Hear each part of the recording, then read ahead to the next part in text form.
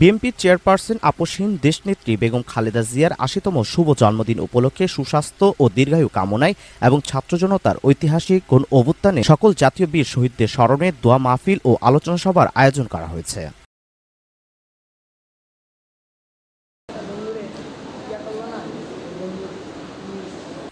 শুক্রবার ১৬ আগস্ট দুপুরে রাজধানী মিরপুর পল্লবীর ২ নং ওয়ার্ড কমিউনিটি সেন্টারে বাংলাদেশ জাতীয়বাদী দল ছাত্র কেন্দ্রীয় কমিটির যুগ্ম সাধারণ সম্পাদক মীর ইমরান হোসেন মিথুন ও বাংলাদেশ জাতীয়বাদী দল কেন্দ্রীয় ছাত্রদল সাবেক ছাত্রনেতা সাজিদ আহমেদ সুমনের আয়োজনে এই দোয়া মাহফিল ও আলোচনা সভা অনুষ্ঠিত হয়। এ সময় থানা, ওয়ার্ড ও ইউনিট সহ বিভিন্ন পর্যায়ের নেতাকর্মীরা উপস্থিত ছিলেন।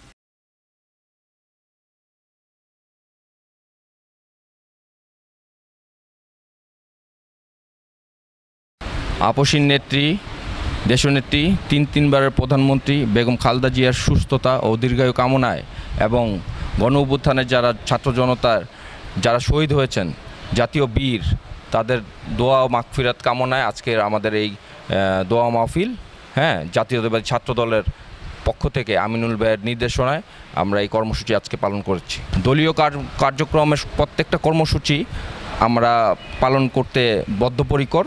আমরা সোচ্চার এই আওয়ামী সন্ত্রাস, যুবলীগ, ছাত্রলীগ, আওয়ামী দোসরদের যারা কুকর্মের সাথে জড়িত এবং কুকর্ম করার জন্য যত পরিকল্পনা আমরা প্রতিহত করতে বাংলাদেশ জাতীয়তাবাদী ছাত্রদল বদ্ধপরিকর। আমরা সব সময় সর্বদা জাগ্রত, যে কোনো অপশক্তির বিরুদ্ধে আমরা সোচ্চার আছি। বাংলাদেশ জিন্দাবাদ, বাংলাদেশ জাতীয়তাবাদী ছাত্রদল জিন্দাবাদ, বেগম খালেদা জিয়া জিন্দাবাদ, তারুণ্যের অহংকার তারেক রহমান জিন্দাবাদ। আপনারা জানেন যে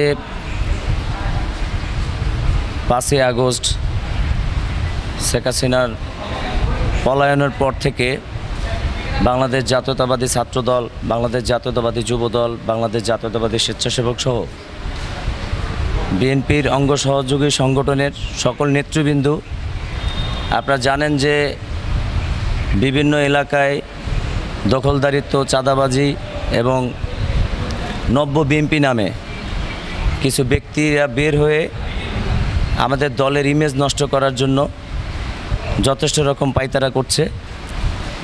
দেশনায়ক জনাব তারেক রহমানের কড়া নির্দেশ, যারা এই অপশক্তির সাথে এবং এই অপকর্মের সাথে যারা জড়িত থাকবে তাদের নাম এবং ঠিকানা সংগ্রহ করে বাংলাদেশ সেনাবাহিনী অথবা আমরা যারা বাংলাদেশ জাতীয়তাবাদী ছাত্রদল এবং অন্যান্য সহযোগী সংগঠনের যারা নেতৃবৃন্দ আমরা এই পল্লবী থানায় আছি তাদেরকে অবগত করবেন। শুধু এতটুকুই বলতে চাই, ঢাকা ১৬ আসনে কোনো ধরনের অপশক্তির ঠাঁই হবে না। এই বাংলাদেশে অস্ত্রবাজি, চাঁদাবাজি এবং দখলদারির কোনো জায়গা হবে না। দেশনায়ক তারেক রহমানের নির্দেশ, চাঁদামুক্ত বাংলাদেশ। ঢাকা ১৬ আসনে মাটি ও মানুষের জননেতা আমিনুল হকের নির্দেশ, চাঁদামুক্ত বাংলাদেশ।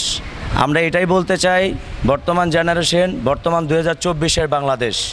কেউ যদি ভুলে যায় যে এইটা 2023-এর বাংলাদেশ, তাহলে ভুল করবে।